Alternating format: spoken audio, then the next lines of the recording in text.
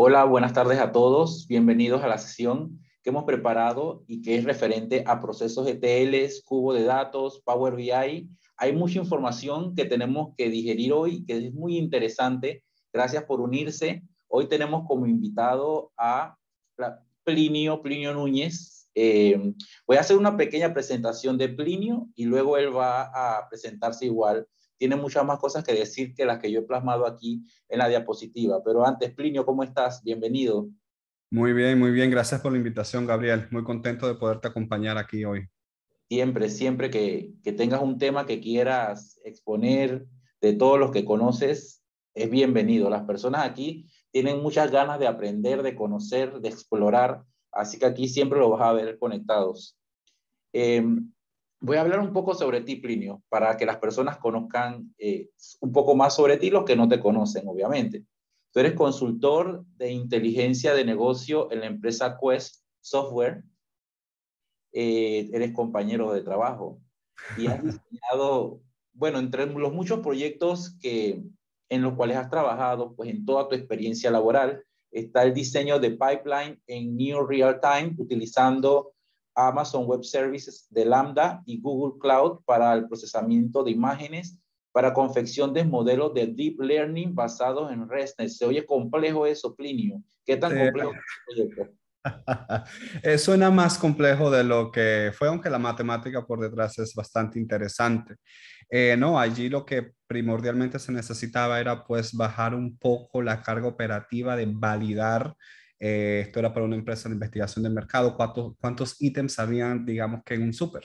Entonces, tradicionalmente eso se hace con una persona que va al súper. Entonces, lo que se intentó hacer y se hizo con este proyecto es, ¿qué tal si, en lugar de mandar a la persona al súper, tomamos una foto de la góndola del anaquel y que mediante una red neuronal se cuenten los ítems de X producto?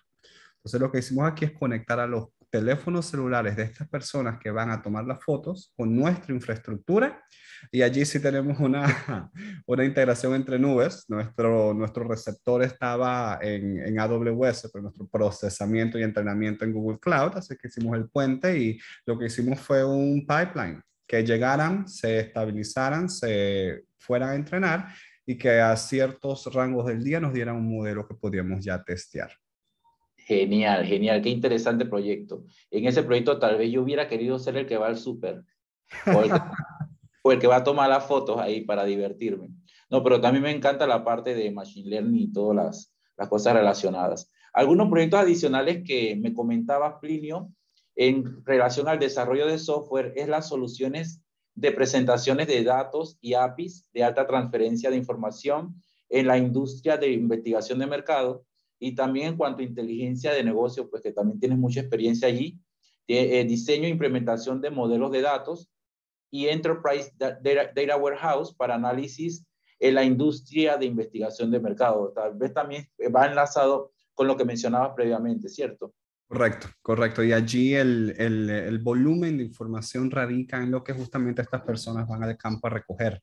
Entonces tenemos información de toda índole, información estructurada, no estructurada, información de APIs, que pues teníamos que integrar, limpiar, consolidar y después ya producir tablas, vistas o cualquier otro artefacto que los dueños del negocio, de las líneas de negocio utilizaran para vender sus productos, mayormente analítica. Claro, genial, genial. Bueno, y pues en esos procesos de transformaciones, de hacerte brillar con todo lo que haces, utilizas algunas herramientas. He puesto solamente cuatro, pero sé que dominas más, ¿verdad? Aquí tenemos que dominas Power BI, Python, Visual Studio, también C Sharp, entre otras lenguajes de programación como C++ también. Y Correcto. algo importante que sabes que me gusta siempre mencionar de las personas que exponen aquí en la comunidad de datos de Power BI es los pasatiempos, porque aparte de todo lo que hayas hecho académicamente, todo lo que hayas hecho profesionalmente, también somos seres humanos. Así que tú me comentabas que te gusta correr. Usé esa imagen del aire libre porque cuando me imagino a alguien corriendo, me imagino siendo tan feliz como corriendo al aire libre. No se parece al Parque Omar, pero cerca. Está cerca por ahí. Y también te gustan juegos. Mira, no soy fanático de los juegos, lo veo desde lejos, pero dices que te gusta League of Legends. ¿Qué tal ese juego? ¿Hay algún fanático de ese juego aquí en la sesión. ¿Qué tal ese juego, Plinio? No, es un juego un poco ya, no quiero decir viejito, maduro, es un juego maduro. Nació cerca del 2010, de hecho yo fui uno de los de beta testers, estuvimos ahí en el beta gratis, y es un juego que ha tenido un crecimiento importante en cuanto a lo visual y lo dinámico, y básicamente es un MOBA. Es un defiende tu torre del otro equipo en tiempo real, equipos de 5 o de 3. Y son juegos que duran de alrededor de ¿qué? 30 a 45 minutos. Así que juegos rápidos. Tú sabes, para ese choque de adrenalina diario que uno necesita a veces. Como decimos acá en Panamá, Plinio, y para el resto de la audiencia, estás tirando la cédula con eso que acabas de decir. Sí, yo Estás sé. revelando la edad aquí con todos esos juegos. Sí, Así sí. que Kenny también dice que eres de la vieja guardia, así que le gustan esos tipos de juegos. Así que bueno, bienvenidos a todos los que se están conectando. Vamos a ver el tema interesante que tiene Plinio. Plinio es panameño y pues aquí tienen su cuenta de LinkedIn para los que quieren pues seguirlo. Y ahí Plinio, pues ya tú sabes, tú publicas más contenido para que la gente pueda disfrutar todas esas cosas que quieras compartir con la comunidad. Sí, claro. Entonces, voy a darte el paso a ti para que puedas compartir lo que tienes preparado. No sin antes decirle a la audiencia que puede hacer sus preguntas vía el chat y yo las voy leyendo y se las formulo a Plinio para que él pueda también pues, respondernos y así poder disfrutar de todo lo que él tiene preparado para hoy. Ya puedes compartir la pantalla cuando desees. Sí, claro. Ya comparto. Eh,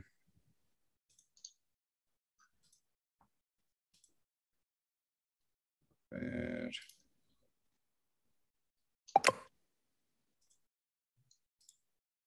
Se me está pidiendo permiso. Listo. Me avisan cuando puedan ver mi pantalla. Ok. A ver, todavía.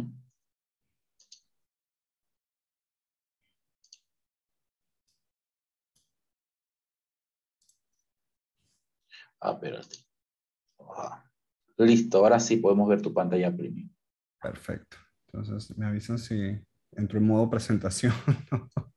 Sí. Ya estás ahí. Perfecto. Vamos bien, vamos bien. Bueno, nuevamente buenas tardes. Mi nombre es Plinio Núñez. En esta oportunidad, dándole gracias a Gabriel, estamos pues presentando una pequeña introducción a lo que es el desarrollo de TLs, modelos de datos y cómo podemos integrar esto o cómo se beneficia de verdad nuestro desarrollo en Power BI de todo esto. Entonces, esta es una pequeña reseña de lo que ya hicimos. Mi nombre es Plinio Núñez, graduado de Ingeniería en Computación de la Universidad de Arkansas. He trabajado mayormente en el área de datos y analítica, inteligencia de negocios, ingeniería de software.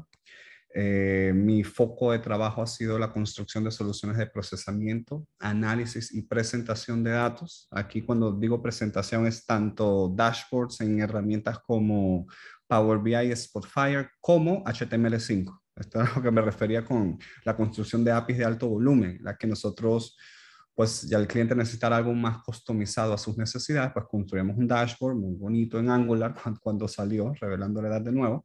Y esto pues lo conectábamos con un backend que le daba y calculaba estos datos en tiempo real.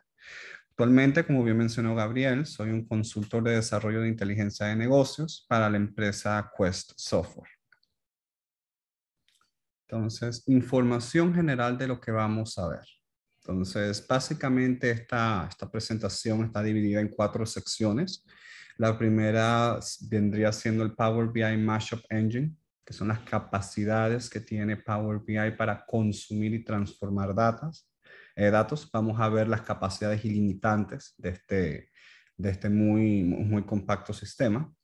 Vamos luego a ver los beneficios de lo que es las ETL o la extracción, transformación y carga de información, eh, enfocándonos un poco en los procesos de limpieza y procesamiento de datos, lo cual es fundamental para el desarrollo de cualquier modelo, ya que pues cuando estamos desarrollando lo que no deberíamos, aunque bastante tiempo terminamos haciendo, es limpiar datos en la ingesta, ¿no? Vamos a pasar por Data Warehousing, ¿Por qué tener un punto único de origen de datos es importante? Porque la integración de estos puntos de datos, a pesar de necesitar un equipo especializado, incluso dependiendo de la madurez técnica de la organización, un área especializada es beneficioso para la organización entera. Y por último, vamos a ver cómo podemos desacoplar lo que viene siendo el desarrollo de Power BI, la presentación de datos y visuales, de lo que es la confección del modelo de datos. ¿No? Y aquí tengo solamente un asterisco, y es que tan aislados estén los dominios de información será definido por el tipo de modelo de datos a utilizar. Esto lo vamos a ver más a profundidad en el otro nivel, pero lo que esto quiere decir es, si yo tengo un modelo de datos, digamos cliente, qué tan independiente sea ese dominio de los demás va a depender de la arquitectura que tengamos dentro del data warehouse, no mucho de cómo lo consumamos. Excelente. Oye, Plinio, y eso me deja pensando que en muchas ocasiones, como no todas las personas tienen la oportunidad de desarrollar procesos ETLs o cubos de datos, porque a veces se hace más en entornos corporativos, Sí. y nos conectamos a fuentes de datos como archivos Excel o un formulario web, pero lo interesante de este tema que traes hoy es porque vamos a ver esas cosas que son un poco más, digamos, en cierto aspecto, menos utilizadas, para no decir, y iba a decir complejas, pero es como menos utilizadas por las personas que están empezando, ¿no? En este mundo de los datos. Entonces Sí. tú nos traes este tema que es muy interesante, lo que vas a mostrar.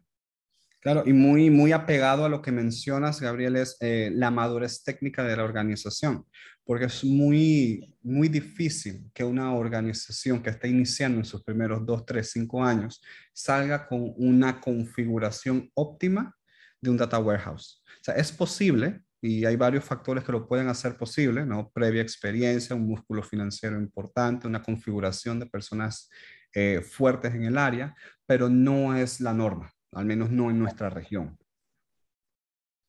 Así es. Entonces, iniciando con el Power BI Mashup Engine, esto básicamente es la ventanita que nos sale cuando le damos Get Data a Power BI.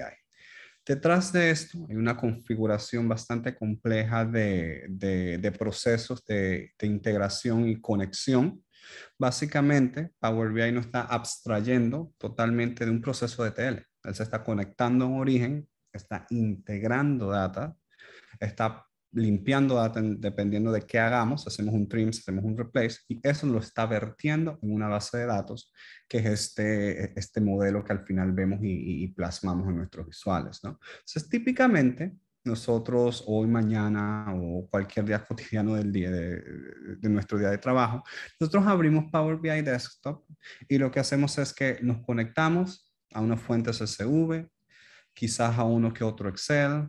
Si tenemos en disposición, usualmente los equipos de finanzas son los primeros en evolucionar Analysis Services. Tenemos una conexión a Microsoft SQL Server Analysis Services o una base de datos ya madura, y una que otra base de datos no limitada a motores de base de datos. Esto puede ser un archivo en Access, puede ser una colección de JSONs en un file, en la nube, en un FTP.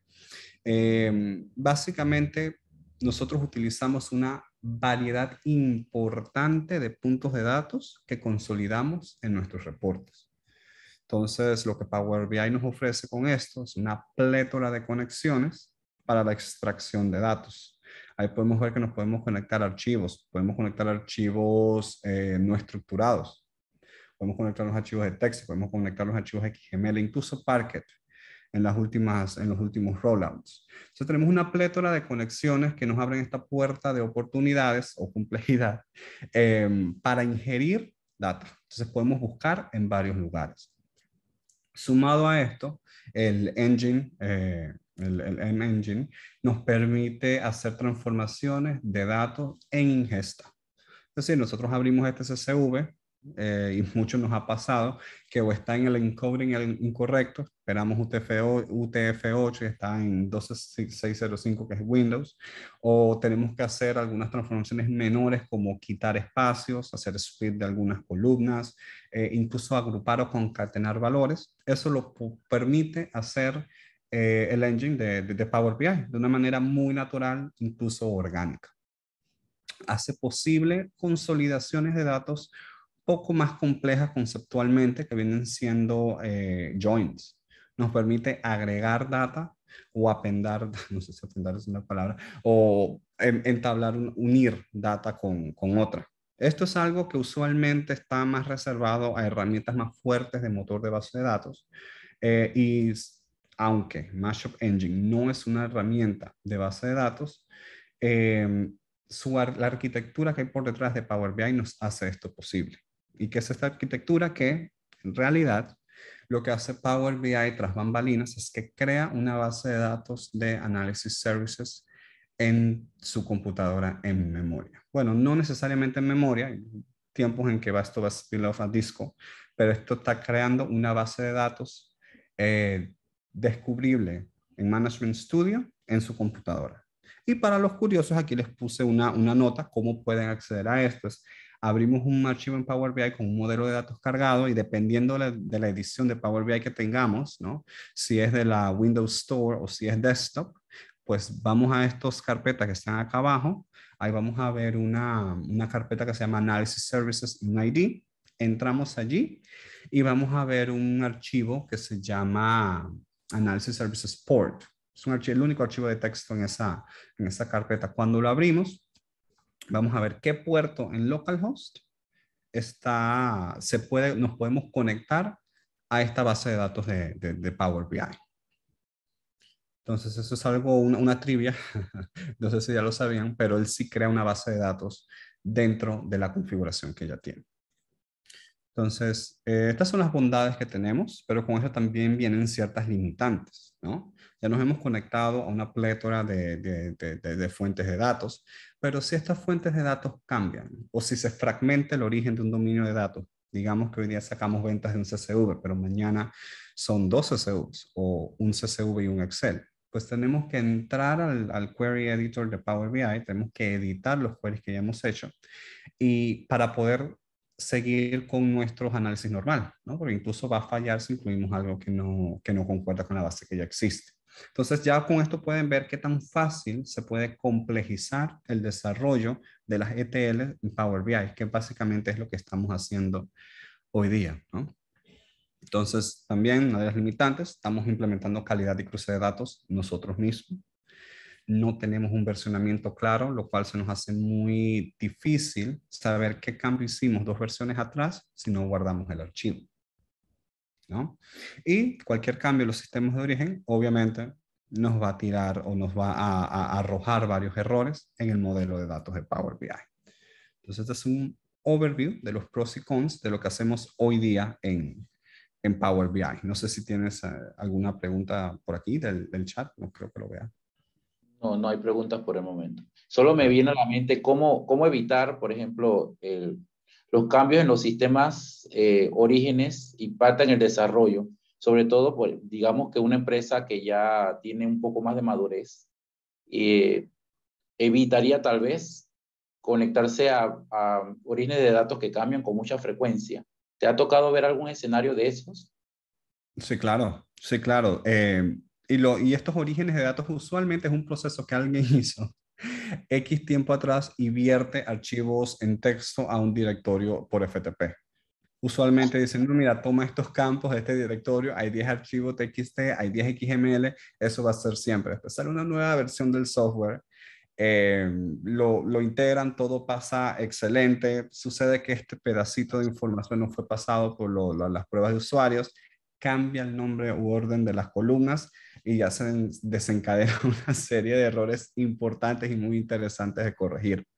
Entonces, tal vez los errores aparecen por efectos que no tenemos en el panorama, ¿no? El cambio de nombre de esta columna no sabíamos que iba a pasar.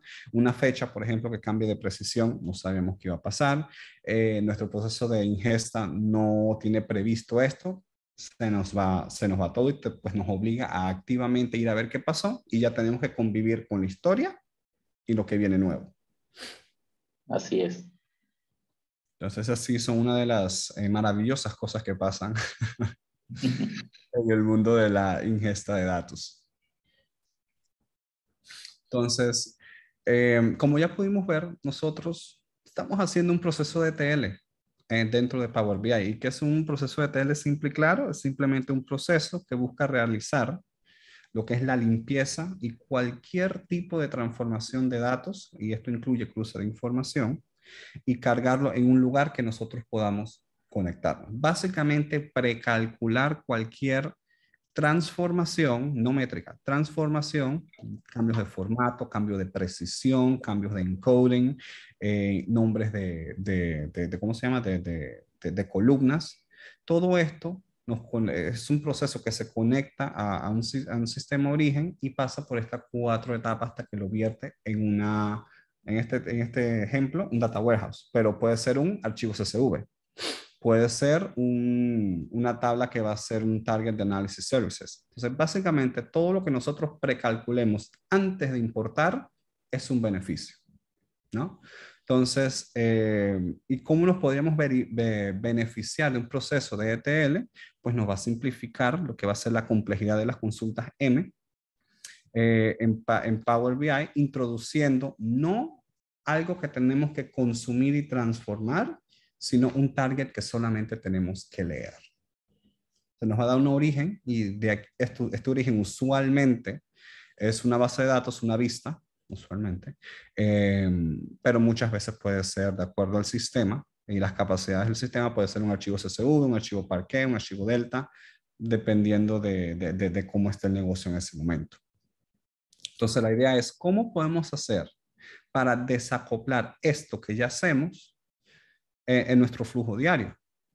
Y lo que hacemos es que, bueno, introducimos o más bien introducimos este equipo que realiza estas actividades de ETL mediante cualquier transformación que requiera el negocio y lo que vamos a hacer es ganar unas capacidades. Entonces, estas capacidades que ganamos es que nuestro flujo de ingestión de datos se simplifica, ya no transformamos, solo leemos. Y al solo leer, pues nuestro foco va a cambiar a leer y limpiar a, bueno, leo, armo el modelo, armo las métricas, presento. Entonces nos enfocamos en lo que es el análisis de los datos, no nos preocupamos mucho por la calidad porque está controlada, entre comillas, y también nos desprendemos de esa responsabilidad. O sea, nosotros como analistas o parte del equipo de BI ya no vemos tanto ETL, sino que esto lo delegamos al equipo de base de datos. Y hay un equipo especializado responsable de la limpieza y la transformación de estos datos. Ahora, muchas veces este equipo es parte de BI. O sea, no necesariamente son organizacionalmente separados, pero sí es otro ser humano. Es otro ser humano que tiene la responsabilidad, o máquina, en informática Power Center puede hacer cosas interesantes. Es otra persona que realiza estas actividades y nosotros solamente nos enfocamos en la ingesta y análisis. Entonces, el diagrama cambia un poco. Aún tenemos múltiples fuentes, pero estas múltiples fuentes están limpias. O sea, yo tengo de dónde voy a sacar la data de clientes, ya yo sé de dónde voy a sacar la data de ventas, ya yo sé dónde tengo los tickets. Entonces esto simplemente con mi flujo normal lo agarro, lo integro a mi modelo y lo presento. ¿Qué limitantes tenemos? Se mantiene la que requiere el versionamiento, dificulta el mantenimiento de las ETLs y aún así tenemos una limitante importante y es que al final del día tenemos varias fuentes de información. ¿Y qué quiere decir esto? Si el CSV está en un FTP, necesito credenciales y permisos de lectura allí.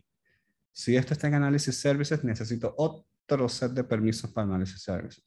Si este ticket está en una base de datos de finanzas que se procesa cada 15 días, tengo esa complejidad del tiempo y necesito credenciales especiales para poder acceder a estos datos.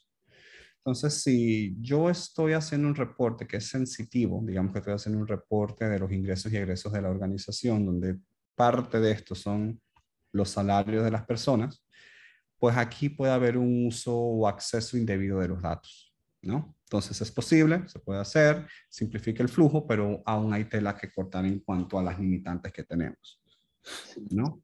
Ahí hay como varias áreas de oportunidades.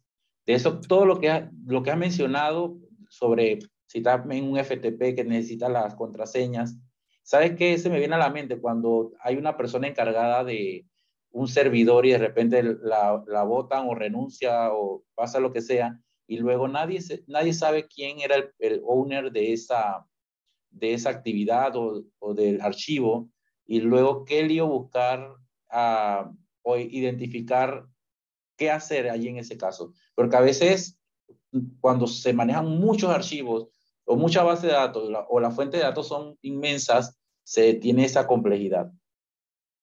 Sí, acceso es una fuerte, acceso y versionamiento, porque imaginemos que esta base de datos, como bien lo dices, es una lista que alguien programa, ese alguien se fue de vacaciones un mes, nos desprendimos de sus servicios, nadie sabe dónde está esto. Si ese servidor se apaga, se fue la vista. Entonces, tenemos ahí una oportunidad importante en versionamiento de qué estoy haciendo y cómo lo estoy haciendo. Y dos, los accesos. ¿Quién puede, quién no puede y qué puedo ver? Sí. Se afecta la disponibilidad de los datos, que es muy importante.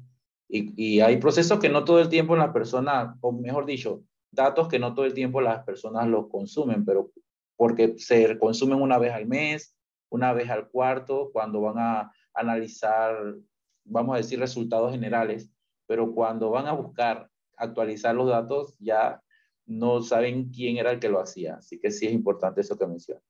O la clásica, la hice el año pasado, pero no me acuerdo. O eso de los equipos de responsables de limpieza de datos. Yo mismo limpio mis datos, yo mismo cargo mis datos, yo mismo transformo mis datos y no veo un equipo especializado para eso, pero es sumamente importante porque a veces quien nos reportan los inconvenientes son los mismos usuarios de los dashboards y no es lo mejor porque al final uno tiene que estar resolviendo en lugar de ser proactivo. Y esto que mencionas de un equipo responsable de limpieza de datos sería genial porque ayuda a hacer eso, o sea, a ser proactivo en todo caso.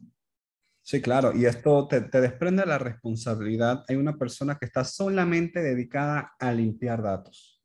Cualquier anomalía fácilmente identificable y se puede resolver en teoría en menor tiempo.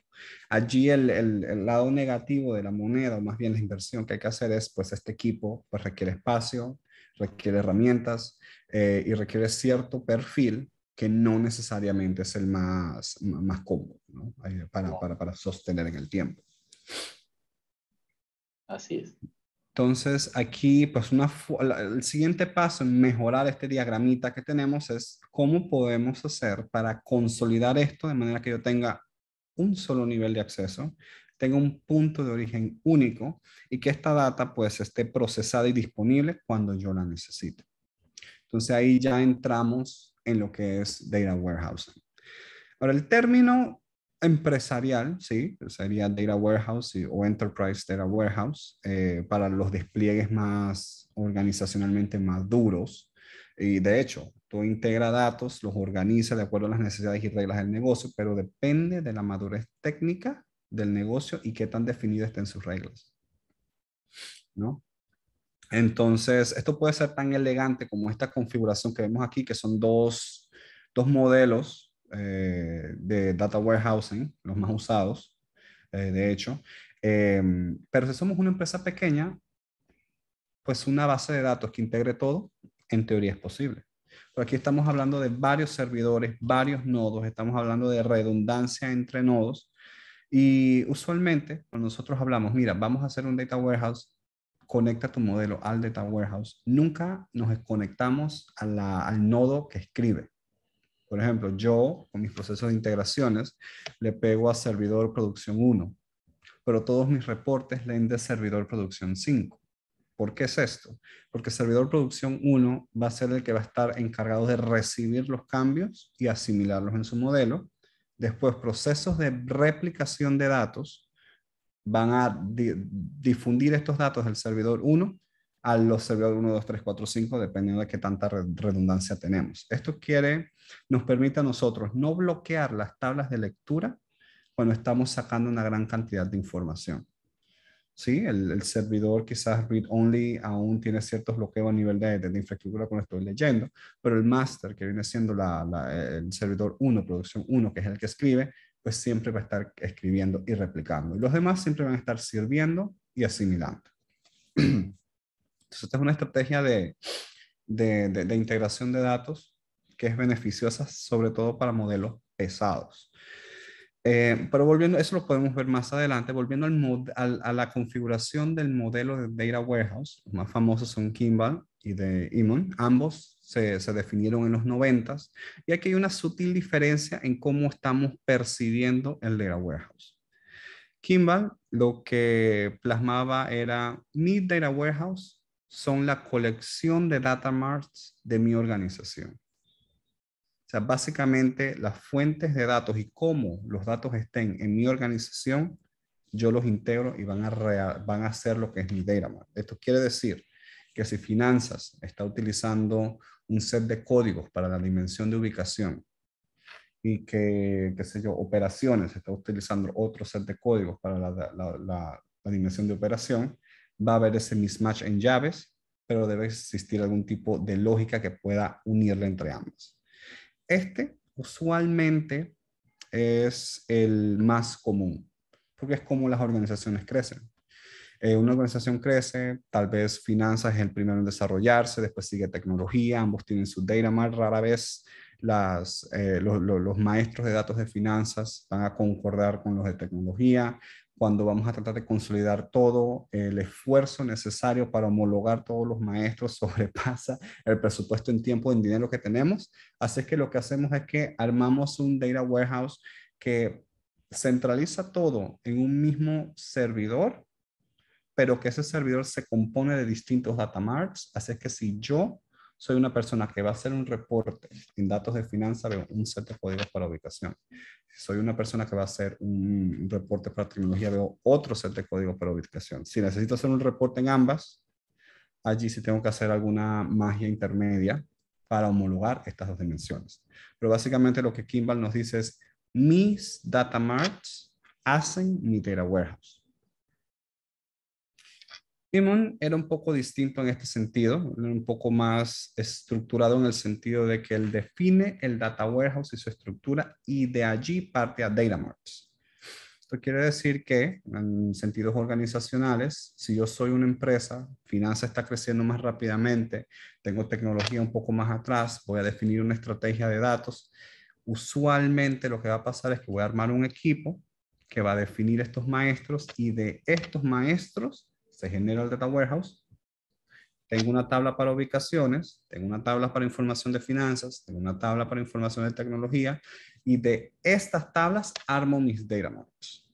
Misma base de datos, distinta base de datos en vistas, no está escrito en piedra, pero el orden sí es importante. Mi data warehouse define mis data marts. Como consecuencia, tengo data marts estandarizados, códigos de ubicación igual en ambos, labels en ubicación igual en ambos, cardinalidad igual en ambos, pero sí tengo un esfuerzo importante para poder salir con estos data marts, porque tengo que hacer el data warehouse primero.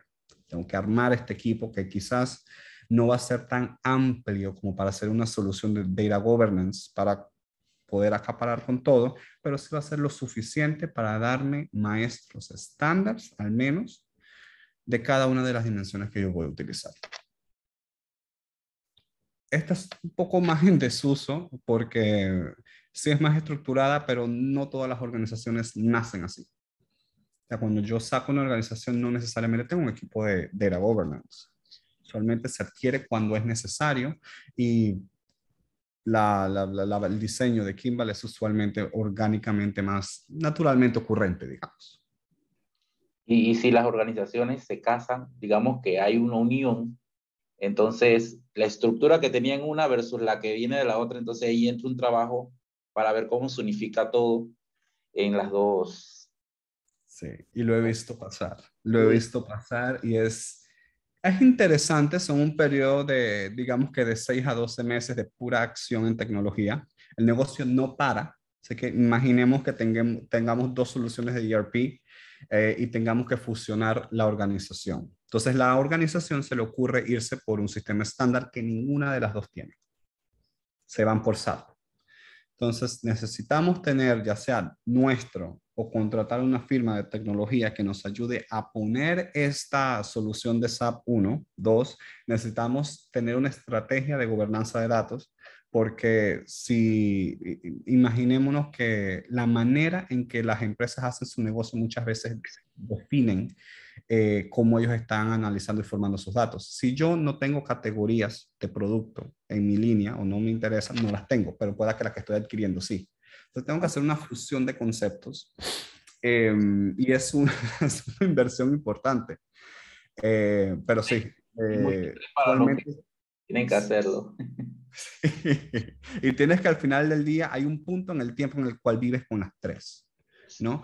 Vives con la de organización A, vives con la organización adquiriente y vives con la solución que se te ha implantado nuevamente para poderla verificar. Y luego de eso viene un periodo de tiempo de alrededor de 3 meses en promedio, que es el cambio de cultura básicamente. Mira, usted usaba Excel, ahora use SAP. Usted usaba ese portal, ahora use ese, ¿no? Entonces es bastante delicado, es un tema de transformación digital. A veces es más fácil borrón y cuenta nueva, pero incluso allí, de nuevo, estrategia de datos es medular, no puede faltar. Así es.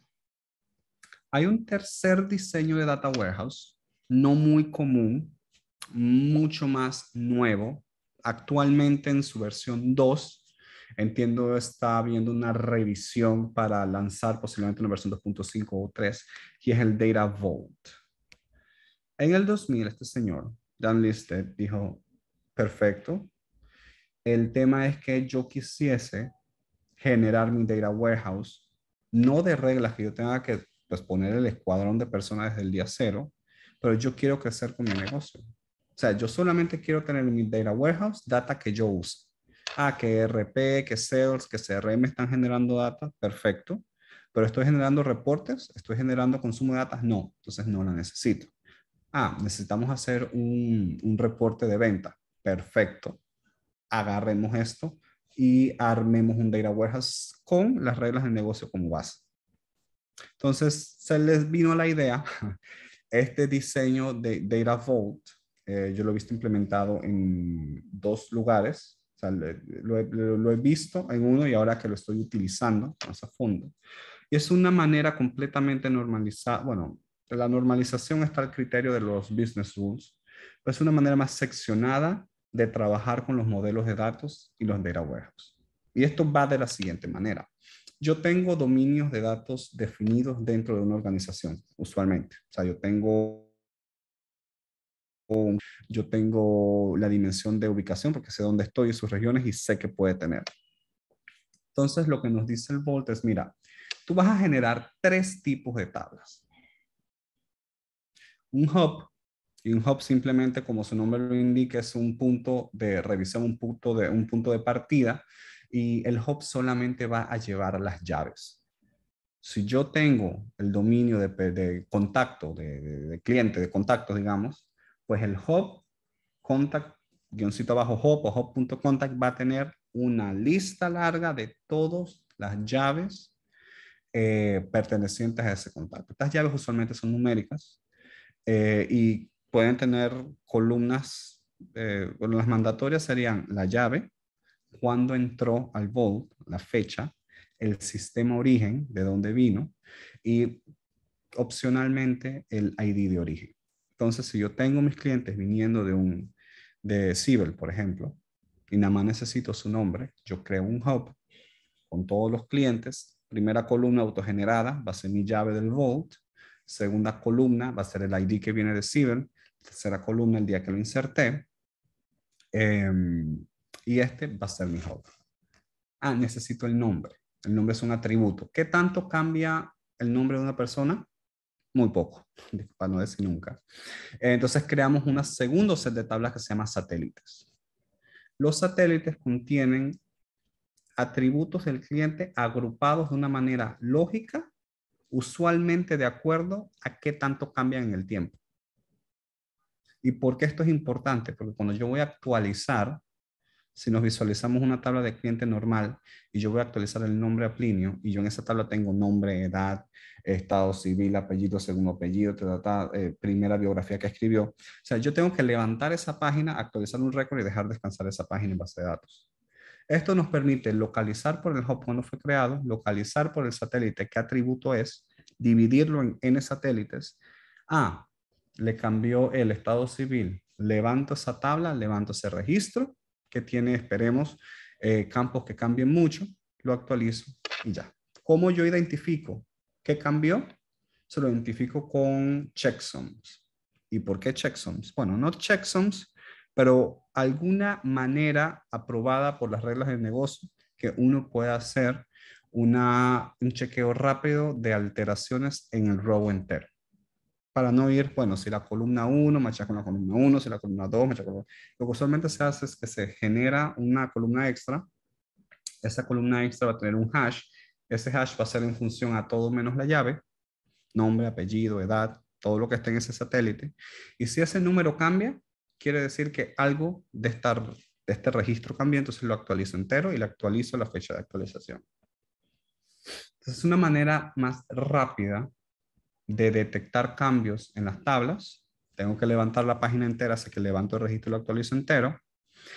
Y me segrega porque Plinio, toda la entidad de lo que es Plinio no va a cambiar, solamente su estado civil, por ejemplo. Entonces, nada más actualizo el estado civil de Plinio, que es una tabla independiente de los genes satélites. O sea que si una persona busca rapidez, este es un buen modelo para implementar. Correcto. Así es. El tercer tipo de tabla es el link. O sea, y yo sé lo que están pensando las personas que están hardcore en modelaje de datos aquí. ¿Qué pasó con las relaciones?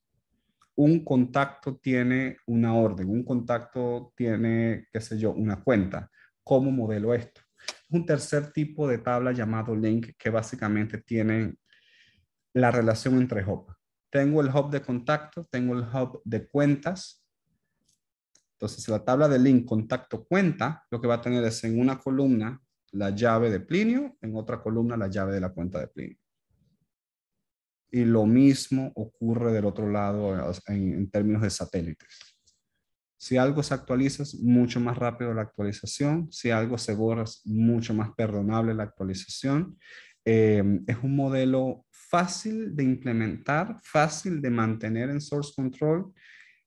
Cómo organizarlo conceptualmente ha probado ser un poco más dificultoso, pero se los digo con experiencia de causa, es un modelo que te actualiza un volumen de datos importante con replicación. Estamos hablando alrededor de cuántas datas tenemos. Como cerca de 10 teras, bajo bueno, 10 teras pesa la base de datos, no lo que se actualiza, bajo de 15 minutos. Porque de nuevo, si yo tengo una tabla gigante completamente desnormalizada, yo estoy levantando la página entera para actualizar un campo. Aquí no. Aquí estoy levantando la página entera de una tabla muy delgada dentro del árbol del hub de el que sea la entidad. Aquí especial, a qué tenemos que mantenerle mucho el ojo pelado, como dicen en las tablas, es qué tanto cambian los atributos de cada dominio y en función de eso generar los satélites. Entonces Hay que estar pendiente de los procesos, a ver si algún proceso no ejecutó correctamente, entonces puede que no se actualice esa data. Sí, y dependiendo si, por ejemplo, digamos que estamos viendo actividad, estamos viendo la interacción entre dos hubs en el tiempo, ticket y el que revisa el ticket. ¿Y cuándo fue su primera actualización? Esos son los queries más complicados que tiene este tipo de infraestructura, porque sí me requiere a mí sacar una sección entera de un satélite y buscar la historia. Pero de nuevo, todo concentrado dentro de una sola tabla. Así que los índices son mucho más manejables.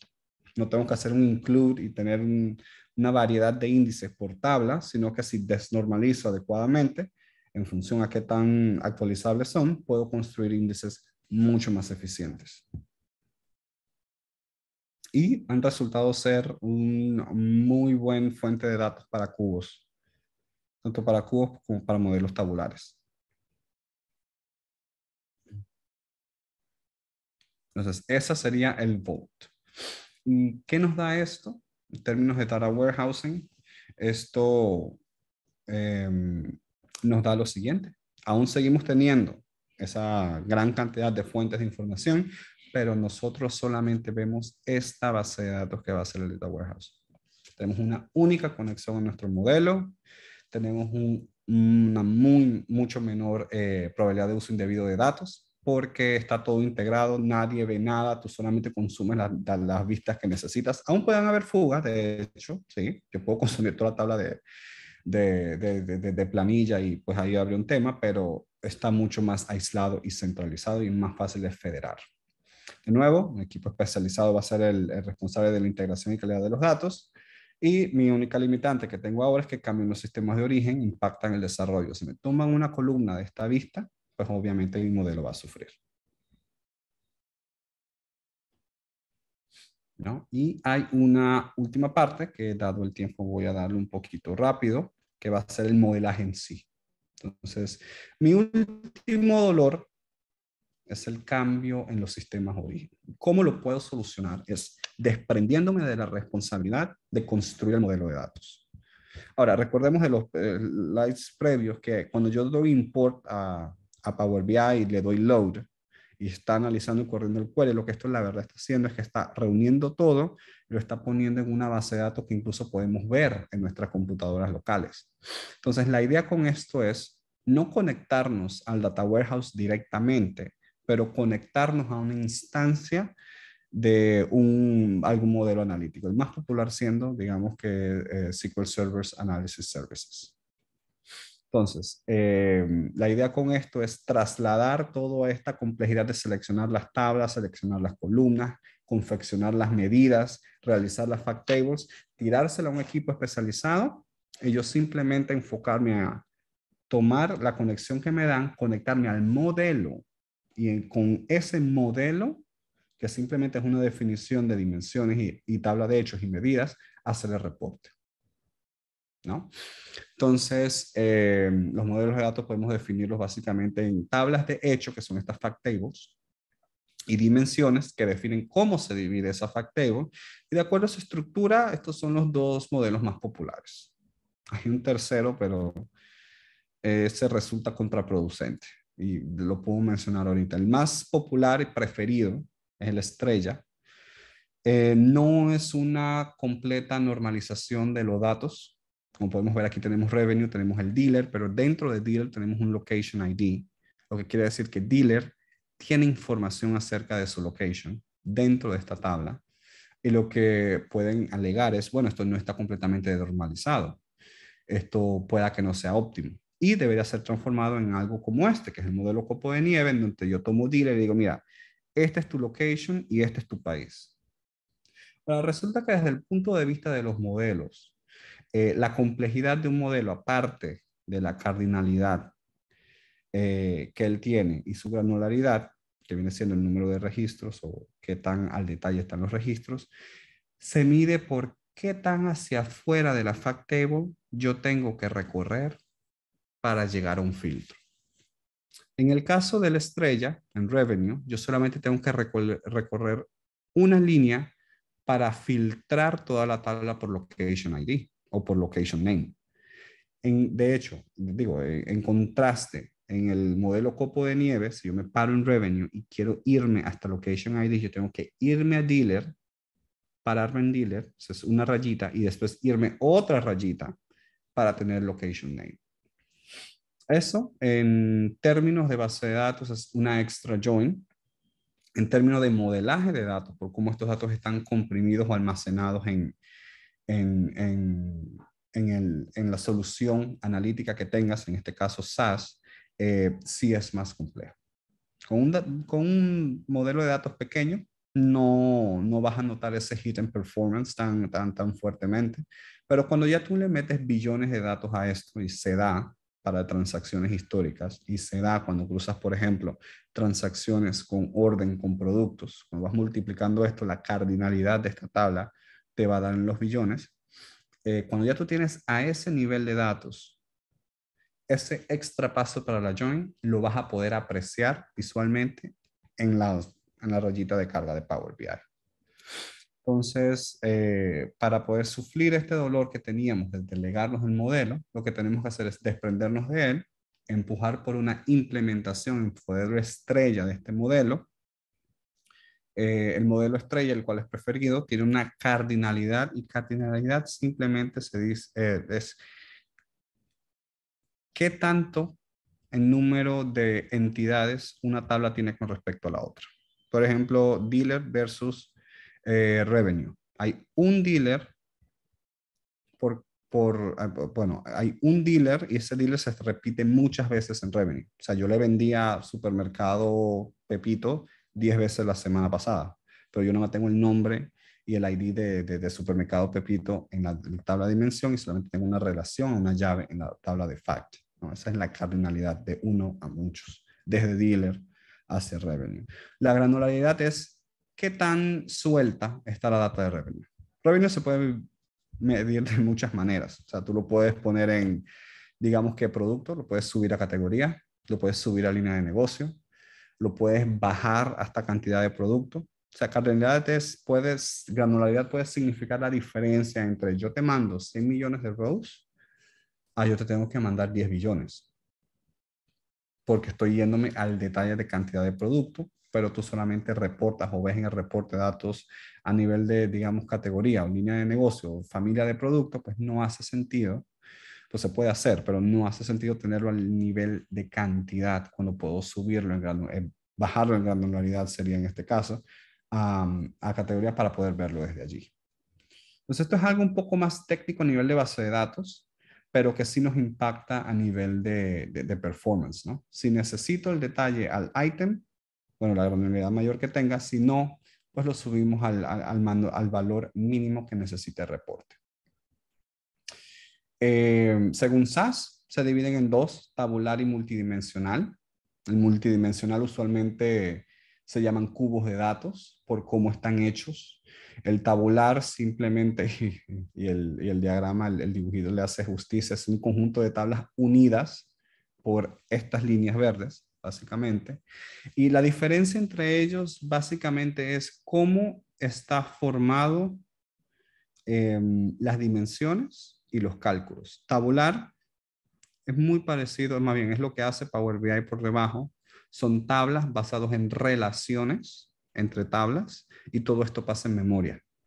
O sea, usa más memoria, no usa tanto disco. Todo está siempre cargado en RAM para procesar. Multidimensional no es así. Multidimensional crea una base de datos. Esta base de datos se llena con las tablas de dimensiones. La relación entre las tablas se expresa mediante MDX en, el lenguaje MDX en la definición del cubo, y una vez esto se procese, son esas referencias las que van a buscar la data en el disco y subirla para calcular. Entonces aquí es un poco más complejo de realizar. Funcionan a la par. Multidimensional ganó auge, sobre todo con las primeras versiones de Tableau, pero ya está en desuso para proyectos nuevos, ¿no? Ya todo, nos estamos alejando del disco, nos estamos yendo a la memoria RAM, ya que es más barata. Entonces Tabular ha estado ganando mucho más auge en eso. Tabular es más fácil de desarrollar, es más intuitivo. Multidimensional requiere una especialización un poco diferente en lo que es manejo de definición de cubos. En tanto Rollup como Molup, que son formas de almacenar información para análisis online. Y también es perdón. No, te iba a comentar que en la experiencia que me ha tocado como usuario de los dos, tanto de tabular como multidimensional, he visto la diferencia en velocidad. Cuando usas un multidimensional, ya que como explicaste, una tabla puede relacionarse con otras y así sucesivamente, y va buscando las relaciones, haciendo que todo sea más complejo y a la vez más lento. mientras que el tabular pues es un poco más rápido por lo que indicabas. El modelo Sí, estrella. sí, y tabular lo mantiene todo siempre en RAM. Es más, si no cabe, te da un error un poco feo. Multidimensional, no, multidimensional es una definición que se va a evaluar cuando tú la dispares y esa definición va a disco. Por eso es que también ves un hit en performance, porque no todo está en memoria. Así es. Ahí es cuando sale de que la cantidad de, yo no sé cuántos segundos ha excedido Y que timeout, intente después. Así es. Y básicamente así quedaría desimplificado nuestro pipeline. Nos conectamos directamente al modelo, una fuente única de tanto de datos como métrica. Nos desprendemos de la responsabilidad, ya que un equipo especializado es el responsable de mantenerlo. Nuestro foco principal es únicamente reporting. Y la limitante aquí es que pues necesitamos una configuración de personas importante para hacer que todo esto pase, ¿no? O alguien con bastante tiempo libre para confeccionar todo esto a nivel de data warehousing, ETLs y analysis services. Entonces, bueno, en resumen, vimos cómo las ETL nos facilitan la limpieza de datos, como la introducción del data warehouse nos facilita la integración de los datos, y esto nos da mayor comodidad al momento de traer data hacia Power BI.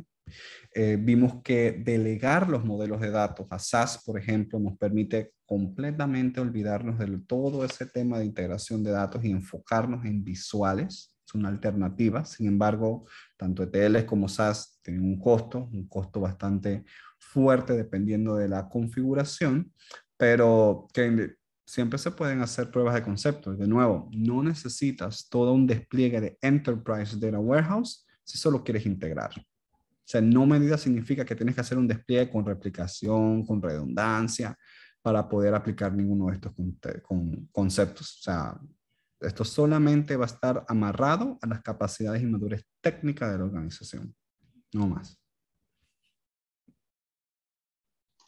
Genial, gracias Plinio por todo lo que nos has mostrado. Y mira que hay preguntas en la audiencia y comentarios.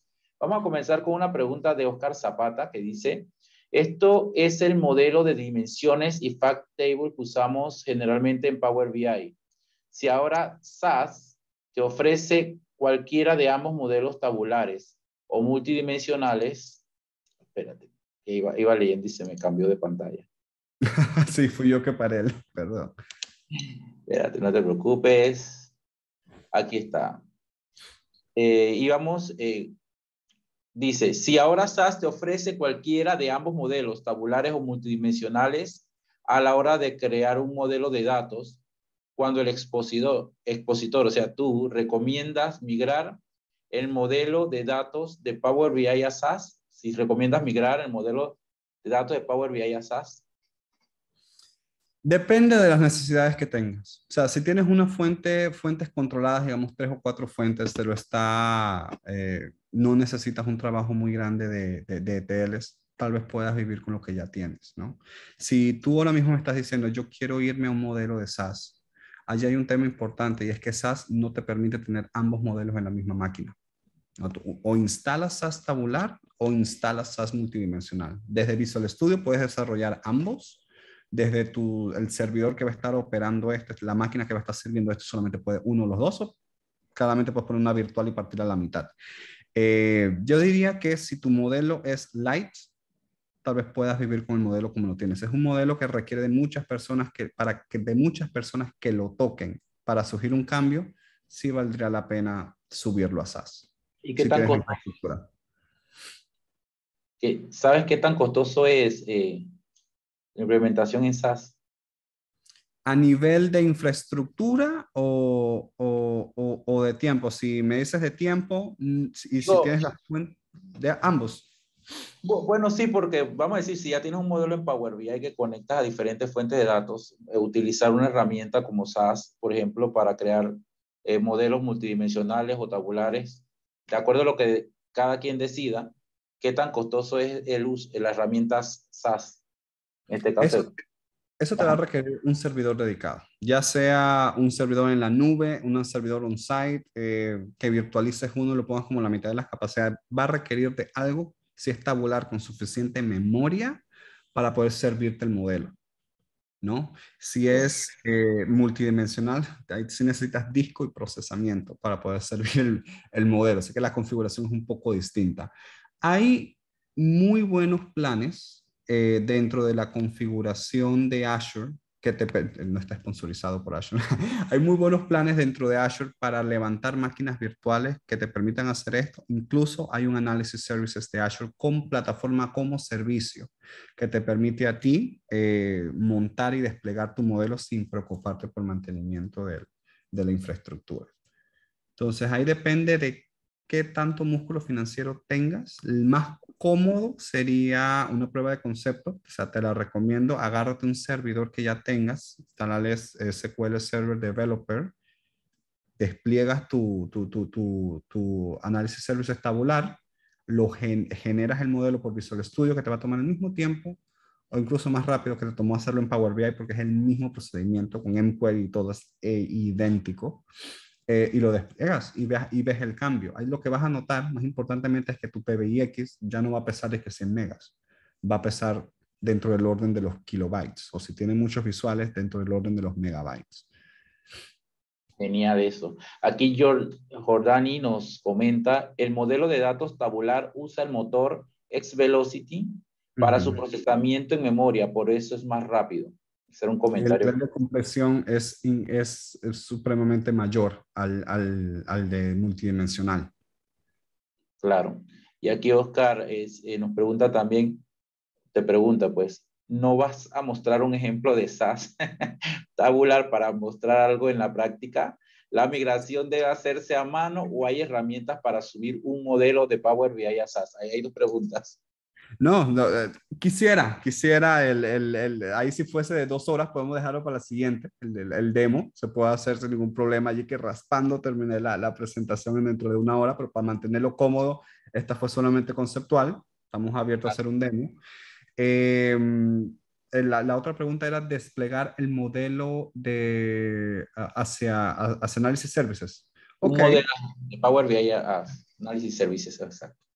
allí hay varias opciones. Como te digo, tú solamente necesitas Visual Studio, instalas ¿cómo se llama? La extensión de Analysis Services, haces un modelo tabular. Esto te va a presentar dos opciones. Uno, que lo conectes a un servidor que él use de Workspace. O dos, que lo mantengas local. Puedes mantenerlo local si ya viviste con Power BI Desktop, es lo mismo. Se lo pones local, lo generas, esto te va a generar, y yo sé que va a causar gracia, pero un modelo tabular no es nada más que un JSON. Es un JSON. Y este JSON se despliega mediante el mismo Visual Studio a la instancia que tú necesitas. Ahora, peculiaridad técnica de Analysis Services. Usualmente requiere que las computadoras que se van a comunicar con él estén en el mismo dominio.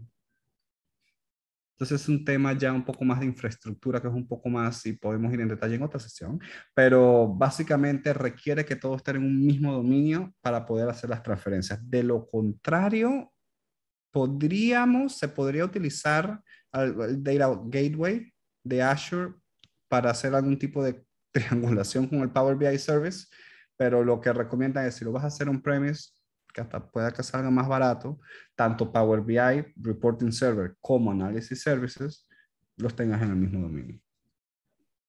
Muy bien. ¿Alguien quiere que Plinio nos haga una demo en otra ocasión? Aquí nos pueden escribir en el chat para ir midiendo, a ver, Plinio, si separamos un tiempo para que nos Sí, claro. haga ese demo. Porque yo entiendo también que para hacer demo hay que tener un ambiente que se pueda mostrar.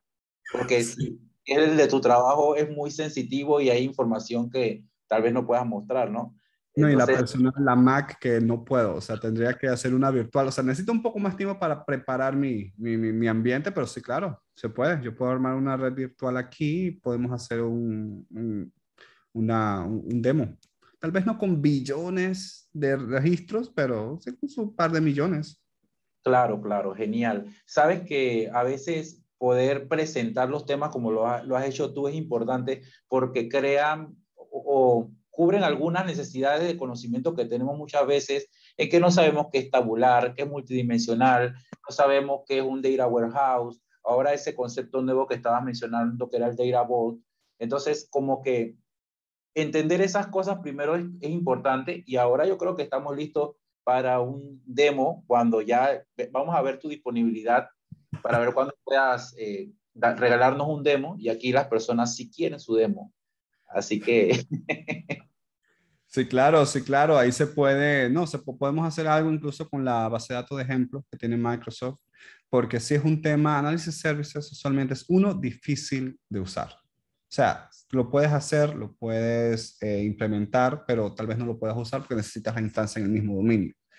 Pero teniendo una configuración que podemos levantar en red local, podemos hacer una prueba de concepto bastante rápida. Obviamente no con data real, no creo que nadie nos vaya a dar data de finanzas, por ejemplo, para calcular revenue, pero podemos hacer algo que quizás las personas puedan llevar a sus trabajos y proponerlo como un proyecto de innovación de Q, ¿no? Es, claro, ahora sí, lo que quieren el demo también tienen datos que nos puedan dar.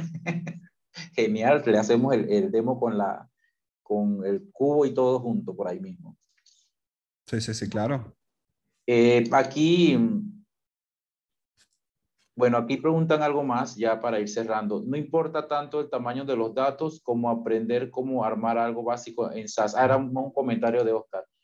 Eso. La grabación, pues la voy a estar subiendo a YouTube y publico el enlace en el mismo lugar donde se registraron, en Meetup, y también publico usualmente en LinkedIn para que sepan. Así que ahí voy a estar. Son los medios con los cuales que utilizo para compartir las grabaciones. Plinio, muy agradecido por tu tiempo, gracias por todo lo que nos has mostrado. Entonces queda la puerta abierta para el demo, que Sí, lo vamos a claro. estar haciendo próximamente. No, gracias a ti por la invitación y a los chicos por el interés. Genial, entonces que tengan una excelente noche a todos, Plinio. Hablamos entonces pronto. Saludos. Sí, Gracias a señor. todos. Nos vemos.